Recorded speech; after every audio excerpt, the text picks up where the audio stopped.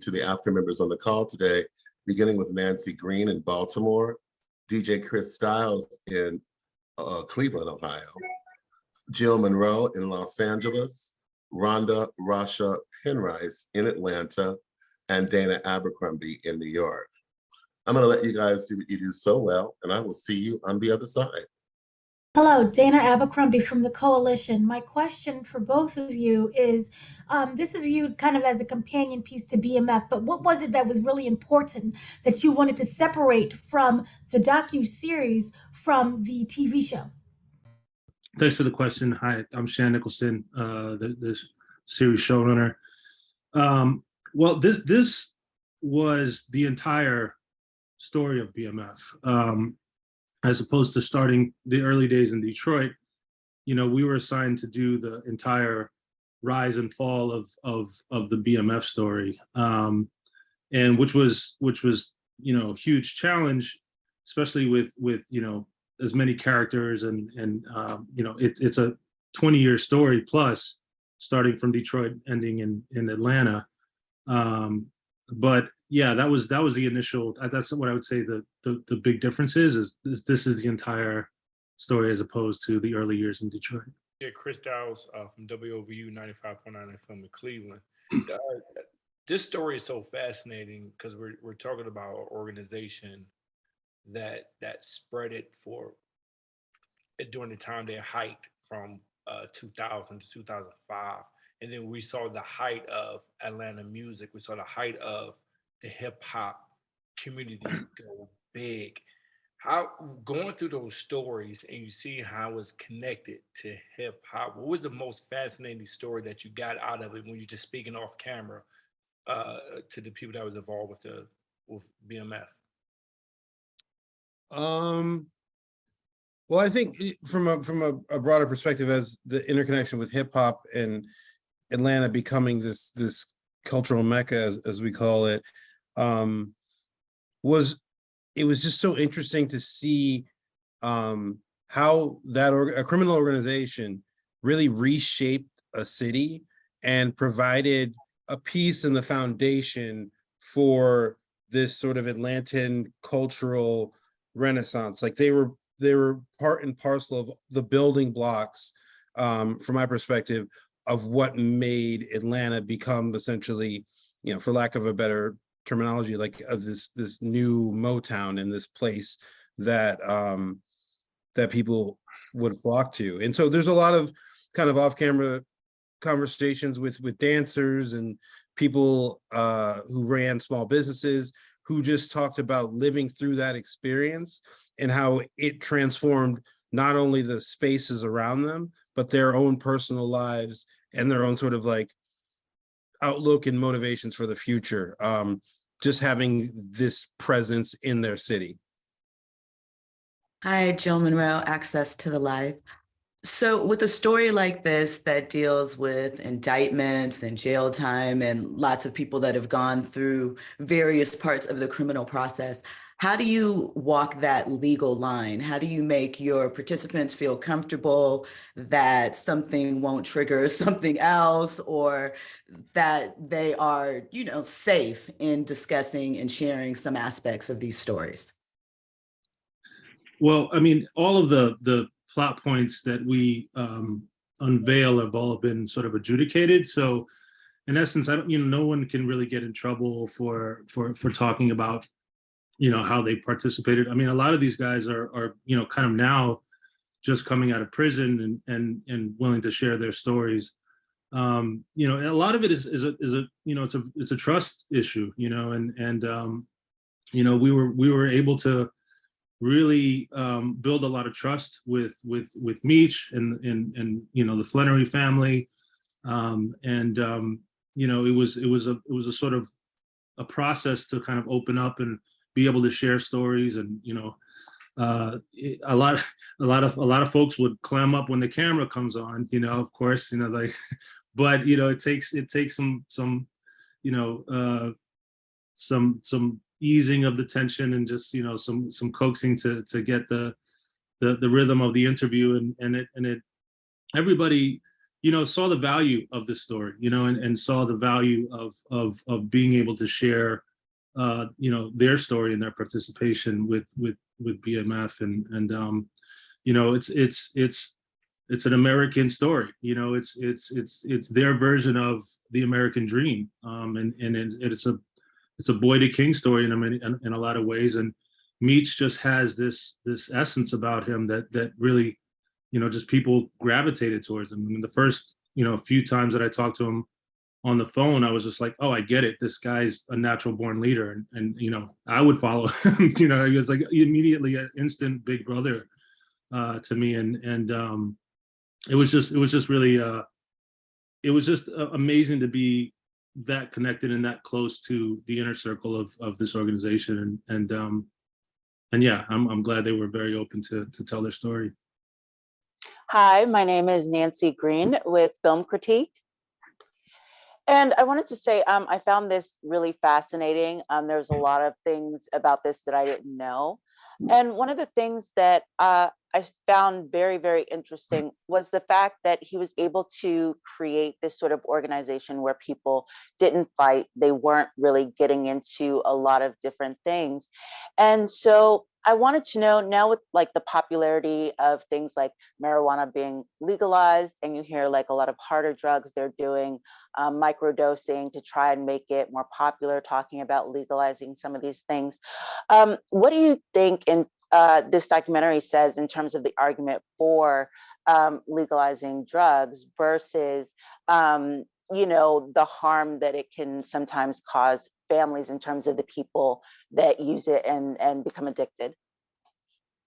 It's a good question. I mean, I'm sure, Chris, you have some ideas behind this as well. But I mean, I think we wanted to sort of take a critical look at the war on drugs and its failures, essentially. I mean, this chronicles, from the early 80s in the crack era all the way, to the 2000s, when the opioid epidemic really kind of took off, and it's kind of an interesting crisscross where BMF was down, the opioid crisis was starting. I think it's important to look at the bigger picture in this case. Meech and Terry ran an organization like a Fortune 500 company. It was because the idea, that they came from a very sort of poor background and were able to rise up and be able to organize and run their organization like I said, like a Fortune 500 company. I mean, in any other circumstances, they would have been leaders of industry, and it's a lot of the systematic changes that the country was going through because of the war on drugs that sort of set them back and apart. So yeah, I mean, that was our intention from the very beginning, was to sort of have a critical look at the America's war on drugs and its failures. And to sort of piggyback or add to that, I think that where they came from, the city that they came from at the time, I think it's really important to note that that Flenory's moved to Detroit like as the door was shutting on Detroit being the land of opportunity for millions and millions of Black people, as it had been for the previous 50 years, sort of leaving them, the culture of work and success and all that was sort of evaporated, and in its place was this new industry, the street industry. I think that the culture of that city and the work ethic, they, like Shan said, if those businesses and those were still around and the plants were still open, they could have gone left and been something else. But they took where they were from and capitalized on the thing that was available, which, has obviously negative consequences for, a lot of people. But I do think that they measured that in a lot of different ways. Okay. Yes, thank you. Thank you. That was definitely one of the things that I found the most striking about it, because, as you talk about the popularity of drugs now and the legalization, it's just tragic how many lives were destroyed just for us to get to this point. So Thank you. Hi, Kathy Woods, the Philadelphia Tribune and Couple Soul Show. My question is, we always talk about the cause and effect of, why people do what they do. Can you talk a little bit about, you started a little bit about the things that are going on financially and economically in the city of Detroit, how the car industry being taken out of that city. I have in my family, there are 4 people who retired over General Motors, and how they were able to buy a house and get a brand new car every year and put their kids through college and all of that. Can you talk about how we don't talk enough about how government taking those jobs overseas has had a very harsh effect on the inner city? Yeah, I think that as sort of in Detroit specifically, foundationally, it was a place where there was opportunity if you were to put in that work, and communities and everything was sort of based around this idea. And so when an idea just is gone, through a confluence of different factors, obviously the industrialization, the car industry, the uprisings or riots or whatever you'd like to call them, you have, Black leadership taking hold in a city, in a Republican-controlled federal sort of system. So it's like a perfect storm of things that foster an environment, in which I think is kind of unique to the Flenorys and the Detroit sort of situation, because if the mentality for generations is like, I do this, this is the end result, automatic, it's just gone. And then instead is something very dangerous that's absorbing the community. I think that it's a very, I would imagine, a very difficult place to navigate. It's also, Detroit was a very, I've heard this through talking to a lot of the Detroit, early mentors of Meech and the early sort of the hustlers that were around at that time. Detroit, there's an industriousness about, if that's a word, there's the way that that Motown build their records, it's the same way that they build cars, right? So, I mean, selling drugs, you had, groups like YBI and Pony Down Gang and all of these other sort of organizations that really made it like an industry, right? You had your hierarchy, you had a way of doing things that were very different than other cities. There were little pockets of drug dealers, in New York and that ran smaller crews, but in Detroit, it was I mean, New Jack City is a perfect example, was built off of the Chambers brothers, the story of the Chambers brothers. And it was just this sort of doing it on an industrial size kind of, and I think the Flenory brothers were young entrepreneurial, spirits that saw this happening and we're like, okay, how do we do our take on it? Well, let's take this nationally. And I think that was sort of something that is built into the fabric of Detroit, this sort of entrepreneurial spirit and this way of doing it bigger and better, for lack of better terms.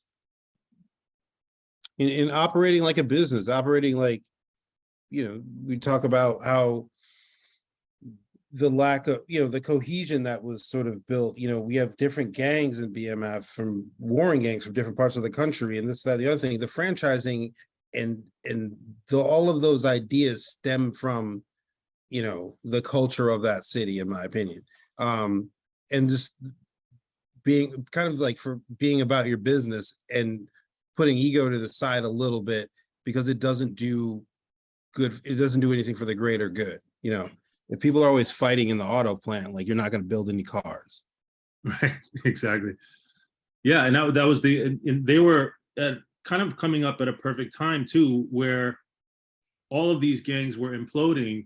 All of their previous mentors, like the YBIs and the Pony Down gangs, because of violence, essentially, the Demetrius Holloways and the Maserati Ricks were all being sort of killed or sent to jail.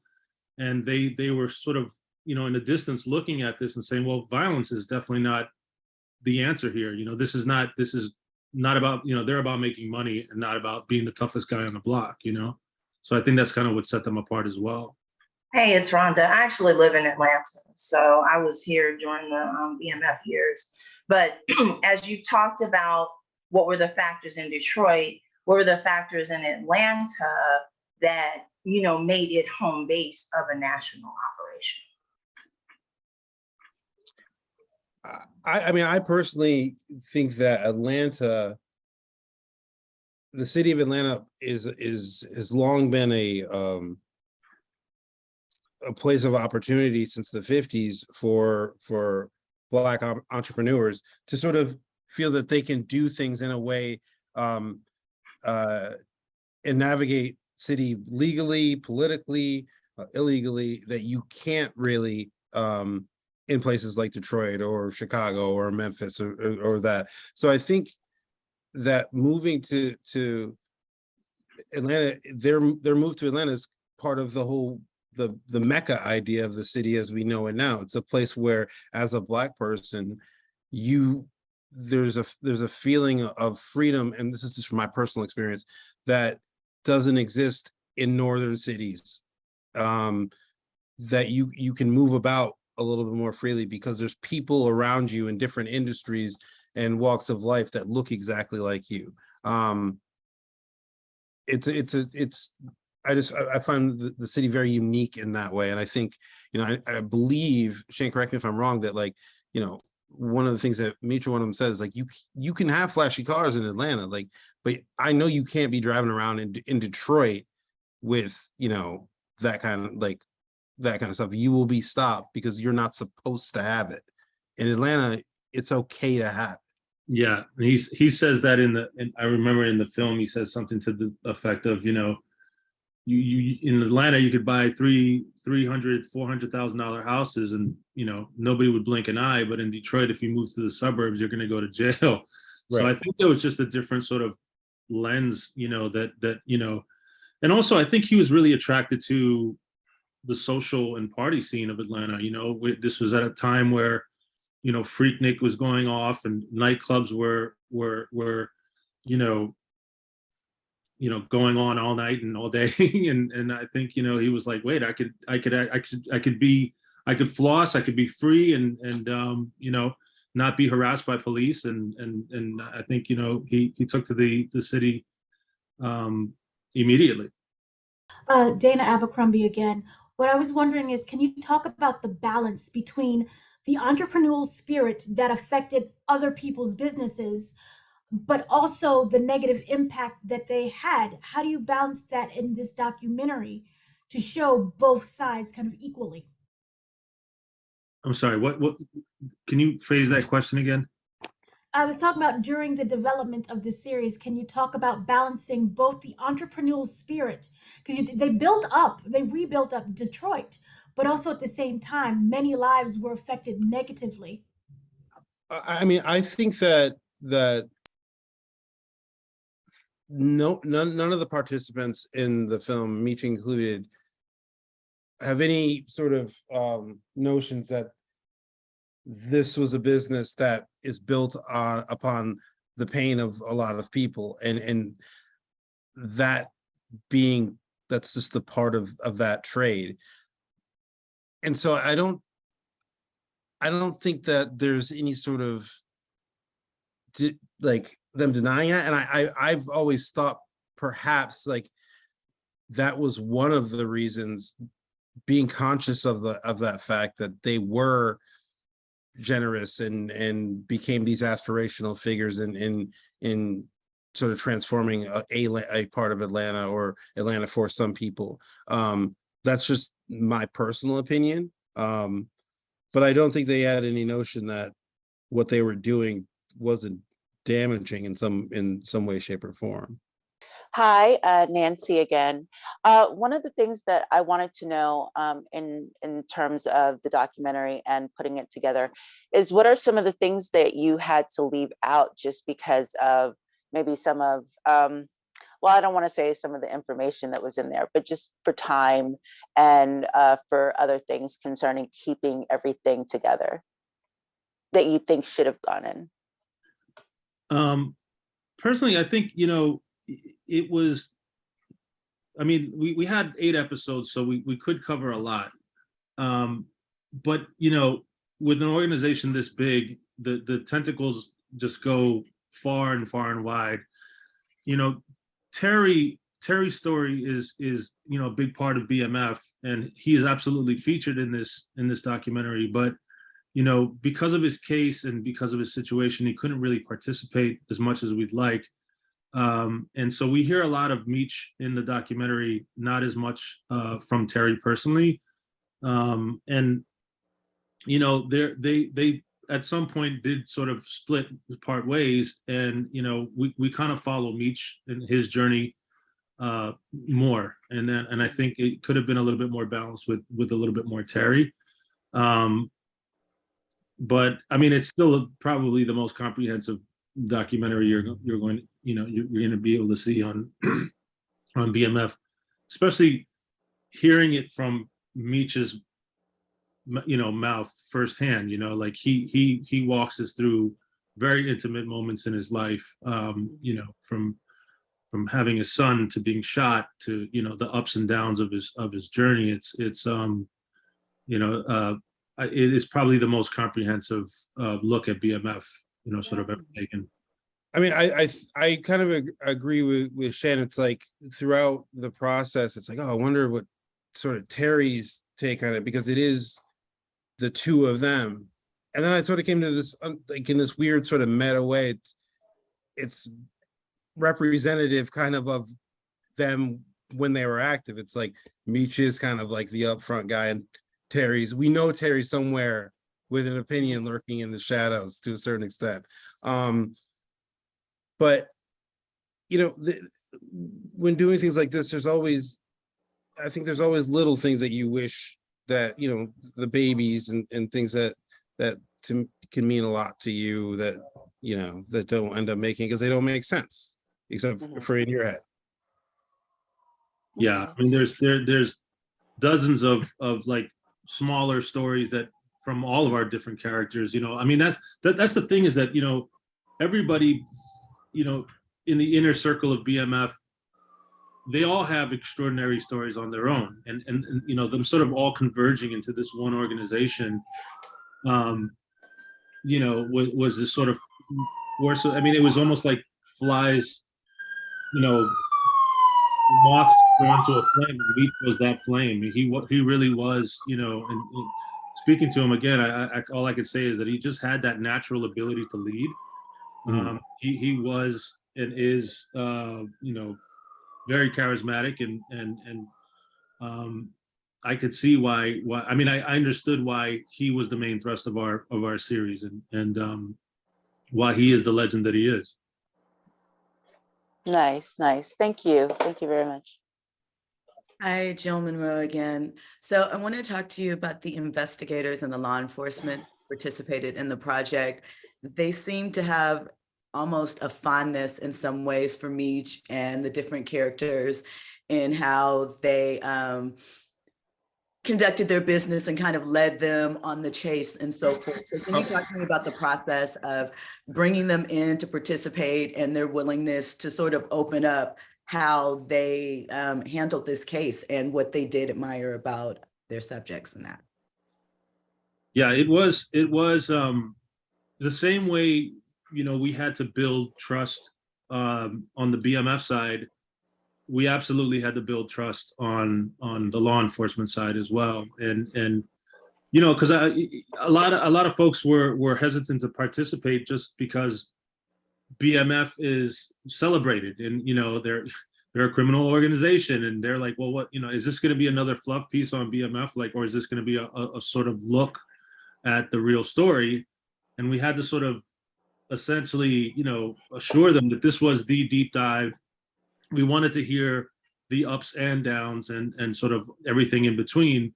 And once you sort of, it's a closed club, in a brotherhood and a bond that is formed with law enforcement when they bring down an organization this big. A lot of these folks, haven't seen each other for 10, 15 years, but that bond and that friendship is really, so if you get the trust of one, especially somebody like Jack Harvey, and they vouch for you, then it's easy to sort of like, well, you should talk to this person, you should talk to that person. Then it becomes like a sort of domino effect where, you know, we can get the sort of fuller picture. I mean, we were able to get the sort of key figures. There were others sort of, you know, from Detroit. This was a massive case. You know, this was a huge conspiracy. You know, this spanned across the entire country. There were dozens and dozens of participants on the BMF side, and dozens of law enforcement agencies, you know, that were responsible for finally taking them down.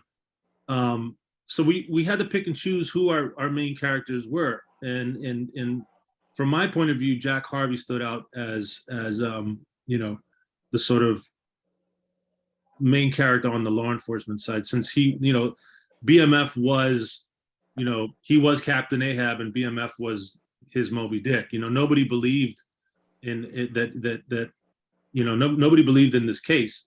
People kept passing and finally, you know, Rand Shahi and others really sort of kind of, you know, saw how they were affecting, you know, Atlanta and got involved. But, you know, it's a hard case. You know, conspiracy cases are always really kind of interesting because it's not necessarily always a smoking gun. In fact, it never is. It's little pieces of evidence that are built throughout time, a timeline, and we sort of demonstrate this in the series where, you know, there's corkboards with, you know, pictures and lines connecting to different, you know, crimes, and it's really a complicated case. There was no sort of, you know, Meech was never caught on wiretaps or you know, pictures with, you know, selling drugs. Terry was caught on wiretaps, but, you know, there was this whole umbrella of activity that was happening. Umbrella is probably the wrong word, but this web of activity that was happening around them that they had to sort of pin back to Meech and Terry, which was, you know, it took years. It took years and years and years. And so, yeah, so building that trust. And again, you know, the thing about most drug organizations, we kind of talk about this in the doc, is that, you know, most drug organizations, you take power by violence. You know, that's essentially kind of from the Italian mafia to the cartels, you know, to other drug organizations. Violence is the key and the tool in which most organizations yield to take business or to take over territory or what have you. You know, Meech and Terry, you know, they used diplomacy. They used logic. You know, they're like, we're going to sell it for cheaper. And so you're going to want, you know, you're going to want to get it from us. And if you steal from us, well, then you're cut off the line. You know what I mean? It's not about killing you, or it's not about, it's more about diplomacy. And I think that, to me, that's what drew me to the story. It wasn't just a typical, you know, quote unquote drug organization. They did things differently. And I think law enforcement, although they understood that it was illegal, they had a sort of certain respect for the way that they did business. You know, they had an understanding that this was about money and it wasn't about, you know, about violence. And I think that they understood that, and they understood that, you know, it was a big task to organize this many people across the country, and you know, they were very clever, you know, in how they did their business and how they kept under the radar for many years. I mean, at one point, I think they were responsible for 60% of the cocaine coming into America, which is, you know, unheard of, you know, for you know, an organization that 60%. I mean, if you think about it, it's staggering, and that it was, you know, one organization. I also appreciate that some of the characters on the law enforcement side, with the Wire reference in there, did kind of remind you of those archetypes, and it was just real. So just goes to the it's art imitating life, imitating art again. You know, this whole, you know, they were using the Wire or watching the Wire. There was amazing stories coming from both sides. Thank you. My question for both of you is, what is your takeaway? Because we have people who study BMF and aspire to be BMF, not thinking the end picture is they've been in jail for over like Meech is still in jail, right? And what do we say to our young people? Because we do have that void of showing the legitimacy of running a business and getting that type of money. But how do you balance that in saying, hey, yes, they had moments and it was cool and all of that, but this is where they ended up. Be very specific and pay attention that, there is no retirement plan for drug dealers. You either are dead or you're in the penitentiary. That's it. There's no in between. So how do you balance that with people not looking at this and being like, cool, I want to aspire to be that? Well, I think one thing just that came to my mind immediately, and I'll give it to you, Shan, is like, when we hear Meech, it's clear where Meech is. When at the start of all these episodes, this is a man who's incarcerated. And this is clearly something that happened, 20 years ago. So the end result, kind of hearing that voice, hearing that prison voice is to me a little bit more effective than, someone who had passed away from this. You as a viewer, I take away a little bit this is what you end up with. You are in jail, which is not a place that most people aim to be. But I understand what you're saying. It is tricky because of all of the fun highlight times and whatnot. But near the end in the last couple episodes, it's discussed how Meech knew there is several characters, there's no retirement plan for this. There's no, you're either in the graveyard or it's a common phrase, but they say it, they're you're going to go to jail if you get involved with this eventually. And when you really look at it, their run, the Atlanta run, the celebratory run, wasn't a super long period of time. But it is stuff of lore. So I see both sides. Yeah, to piggyback on what Chris is saying, it was my decision from hearing Meech's voice, especially coming from a federal penitentiary, I was struggling with opening the show with it, just because it could have been a cool device to sort of pay off later, if we kind of kept that from the audience and it paid it off later. But hearing him at the very beginning, the very opening of the show, tell his own story, it is a stark reminder that this is coming from a federal penitentiary. This call is coming from a federal penitentiary, which grounds the whole series in reality. This isn't a fantasy. This is the true story. This is where the story ends. It's in a penitentiary. And throughout the whole, throughout every episode, we do show this sort of arc, right? And there's almost always, something that is a negative consequence from selling drugs, whether being shot or being, part of, or multiple shootings, there's colleagues going to jail or dying. This is not a fun game to play if you're not built for it. And again, trying to take a look at the bigger picture, and kind of pulling the camera out 5,000 feet, as they say, and look at the whole picture. It should be looked at as a bit, the bigger study on the American dream and how drugs and drug dealing, kind of plays a part in the fabric of this country, because this is a story that's nothing. There's not really anything new to the story. It's a story that's been told before. However, how they perceived their version of the American dream was very different, and how they went about getting it was very different. And so, gosh, now I think I'm talking in circles, but my point is, I think it's there's always a balance. We were always trying to strike a balance between what they did that was sort of quote unquote cool and for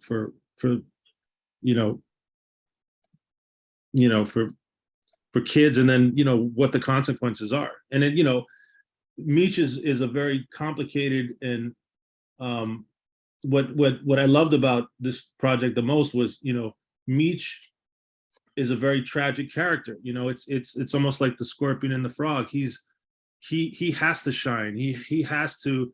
He exudes, confidence and opulence. But it's that same characteristic that takes him down at the end. And I think that's sort of that thin line that we're trying to express and trying to show with this documentary, and hearing from his colleagues and from himself how it all kind of transpired is fascinating for me to hear. And it was a process as we were interviewing and editing to find, oh, okay, this is a thread that we can actually follow. I don't know if that makes sense, but It does. Thank you so much, guys. Hey guys, how central is 50 Cent's involvement in getting this done? well, this piggybacks the BMF series, the scripted series, and he from day one he was very much involved in the creative process. Right down to the music that's being, he's very hands-on, and he has a very his strong connection with Little Meech, Big Meech, and Terry, and so he was the one that sort of brought it all together, and it brought us together with the Flenory family and everything. Christopher, Shannon, thank you so much for your time today. On Thank behalf you. of the world's largest group of Black film and TV critics, we thank you for joining us for this edition of Africa Roundtables. Have a great day. Thank you so much.